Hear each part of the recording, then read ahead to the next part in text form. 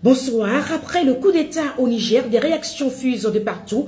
Bertin Kovi, un acteur politique béninois, n'a pas tardé à faire connaître sa position dans sa réaction que nous vous proposons. Il lance un appel au chef d'État de la sous-région, particulièrement à celui du Bénin, Patrice Talon. Suivons-le. Je condamne avec la dernière vigueur ce coup d'État contre le président Bazoum. Pourtant, je n'appelle pas au rétablissement du président Bazoum dans ses fonctions. Si la garde présidentielle en est venue à mettre fin à son pouvoir, c'est parce qu'il a jugé que dans l'intérêt supérieur du Niger, qu'il fallait passer par ce sacrifice. Qu'est-ce qu'un homme devant le destin d'un peuple?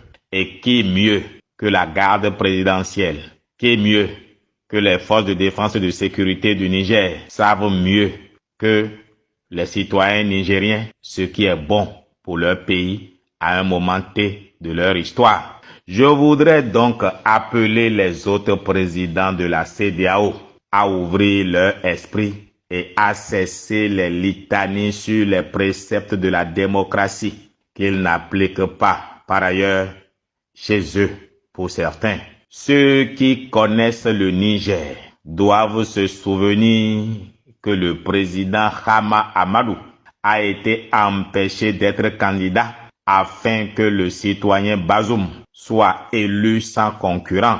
Je ne suis pas étonné ni surpris de sa fin.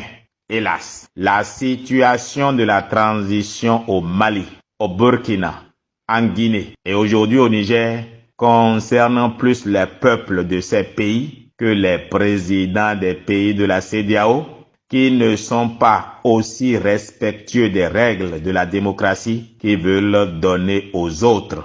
On a la vague impression que ces régimes militaires de transition ont plus le soutien de leur peuple que certains présidents africains qui se muent en professeurs de la démocratie. Je n'ai rien contre le président Tinubu du Nigeria, quoique mon candidat ait été Atiku à la dernière élection présidentielle nigériane, qui n'a pas encore connu son épilogue.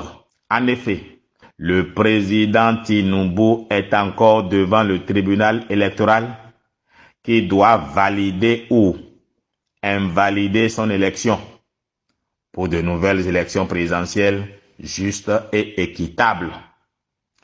Quand on est dans la position incertaine du mandat du président Tinubu, il y a des positions qu'on ne prend pas à l'international. Au risque de me tromper, c'est la réunion du 18 juillet 2023 à Abuja, réunion à l'occasion de laquelle le président Tinubu a pratiquement menacé les régimes militaires et a parlé de la place de l'armée dans nos sociétés. Avec mépris, je dirais si j'avais été militaire. Il faut que les régimes civils cessent de croire que nos armées sont faites de soldats sac à dos seulement. L'armée dans nos pays est composée de hauts cadres, bardés de diplômes universitaires. Il faut que les civils cessent d'infantiliser les militaires. Oui, je voudrais le rappeler, le pouvoir est au bout du fusil. Il faut l'avoir à l'esprit. Je veux voir Bazoum, dans sa nouvelle position, pouvoir chasser les militaires maliens, burkinabés et aujourd'hui nigériens du pouvoir. En vérité, il faut que les présidents civils africains aient à l'esprit qu'ils sont au pouvoir parce que les forces de défense et de sécurité le leur permettent. Je voudrais rassurer le peuple béninois que l'armée béninoise a plus d'intérêt à avoir Patrice Talon au pouvoir que toute autre personne en son sein. Le président Patrice Talon a fait une place de choix à notre armée. Ceux qui rêvent d'un coup d'État au Bénin ne savent pas lire l'histoire politique. Ceci étant dit, je voudrais inviter le président Patrice Talon à s'occuper du Bénin et à oublier les autres pays dont le régime politique ne l'empêche pas de construire le Bénin.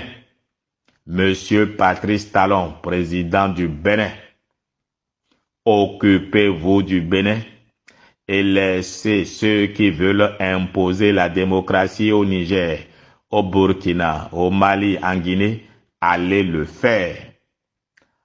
On ne peut pas imposer un régime politique aux autres. D'ailleurs, la CEDEAO est mal placée pour donner des leçons de préceptes de démocratie. Monsieur le président Patrice Talon, le Bénin a besoin de vous pour continuer sa construction et sa marche pas à pas dans le choix politique qu'il a fait. Surtout, ne vous mêlez pas des affaires du Niger, encore moins du Burkina, du Mali, de la Guinée.